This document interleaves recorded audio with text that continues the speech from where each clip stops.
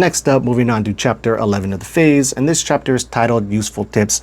And now the majority of this video will be focused on is recommendations for getting better sleep. However, before getting there, a few things to run through. So everything not confirmed by personal experience should be taken with a grain of salt. This means only personal experience should be taken seriously, not the experience of acquaintances, authors, teachers, blogs, forums, or hey, even me. To err is human, thus it is also human to pass on errors. The only way to build a good foundation for phase practice is to approach the phenomenon in a down-to-earth manner from a scientific perspective, discounting any purported supernatural phenomenon. All right, so on to its sleep recommendations. And now I've made a ton of videos on my personal sleep recommendations, so I'm going to try to kind of stay away from those. I can maybe post a link in the comments or something like that to some of my other videos, but we're going to primarily focus on his stuff. And so he writes, there is an indisputable direct relationship between the quality of one's phase practice and the quality of one's sleep. People should often first get their sleep in order before doing the same with their practice of the phase. And that's another thing that I will always recommend to somebody trying to, somebody new getting into the lucid dreaming practice. First thing I ask them is like, how much sleep are you getting? And the most common answer I get is like, oh, 5.5. And I'm like, damn, if you're getting that little sleep, then you got slim hopes of really trying to have a fruitful dream work practice. Anyway, so he has 14 different sleep recommendation tips here, so we'll go ahead and run through those. The first one, 8 to 10 hours of high quality sleep should be your main priority in life, and all your affairs and cares should be subordinate to it.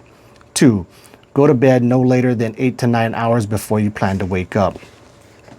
That seems like it goes kind of hand in hand with the first one. It should be kind of self-explanatory, but nonetheless.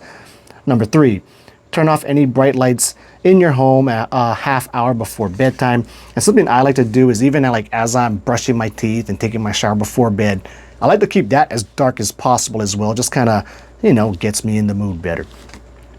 Number 4, for the last hour before bedtime, don't use the internet, don't watch or read the news, and don't use social networks or instant messenger applications.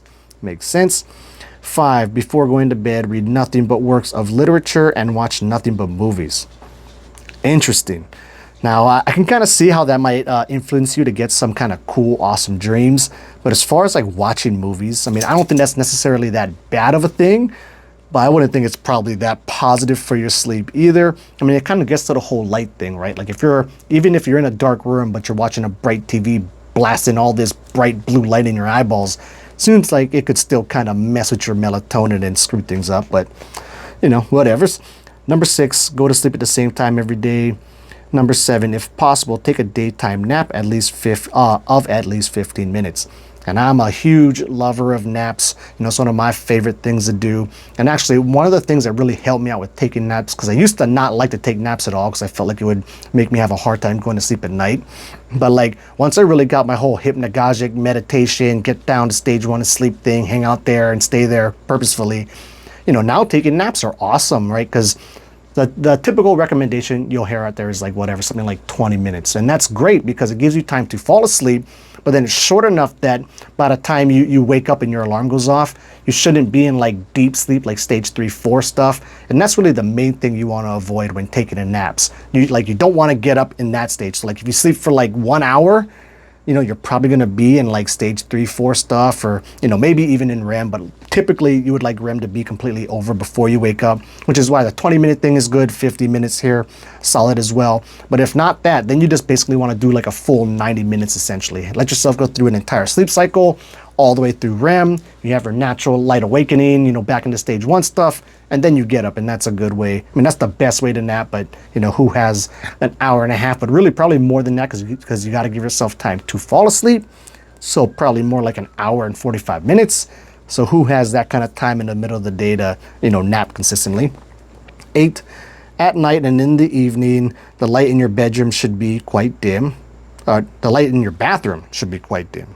Okay, makes sense. That kind of gets to my whole brush your teeth, take a shower thing with the, with the lights as dark as possible. 9, don't overload your brain with news and info from the internet, even during the day. Yeah, I guess if you could pull that off, that would probably be a good thing. Lower your stress level some. Number 10, don't watch more than an hour or 2 of TV a day. Oof, I go way over that. But then if you're watching a movie, with his other recommendation directly before going to bed. Movies are already going to pretty much put you over that time limit. Anyway, regardless, number 11, use sleep masks if it gets light out early, and earplugs if there is a lot of noise in your bedroom.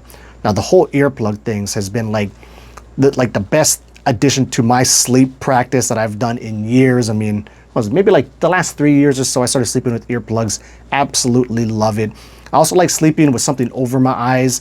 I would use an actual eye mask, but I just find them to be uncomfortable and like wrapped around my head and stuff like that. So what I have is this millet hole pillow, which is kind of like buckwheat pillows, but just way better. But it's really thin. I just put it like in a spare pillowcase, and so it's nice and heavy. I mean, that's kind of the main thing there. It's pretty heavy, and I put that over my eyes. And then the millet holes, they're really like, they fit well and kind of slide off to the side, so you can get like a really nice coverage over my eyes. Totally blacks everything out. I like the added weight to it as well. So, to me, that's probably like maybe the third best thing I've added to my sleep practice in the last several years. Anyway, 12, play sports. Get out there, be active, can help tire you out, help you sleep better. 13, take care of your health and have a balanced diet. Well, that's probably good. And then the last one, number 14, this is the best one. Don't give up your sex life. All right, and then to wrap it up, one more highlight. The most sleep-inducing technique is that of observing images. Oh yeah, this is getting like to my favorite thing to do when I go to sleep every night, which can lull one to sleep in literally a matter of minutes. That's a bit fast, but I see what he's getting at. All one needs to do is simply peer into the images unfolding behind one's eyes. So basically, like my whole hypnagogic meditation thing, which I'm awesome. Now I know why I highlighted that. Anyway, so with that said, that'll wrap it up. Next up, we'll be talking about, I'm not even sure what we got next. I don't know, something's coming next. Anyway, until then, keep the face practice legit.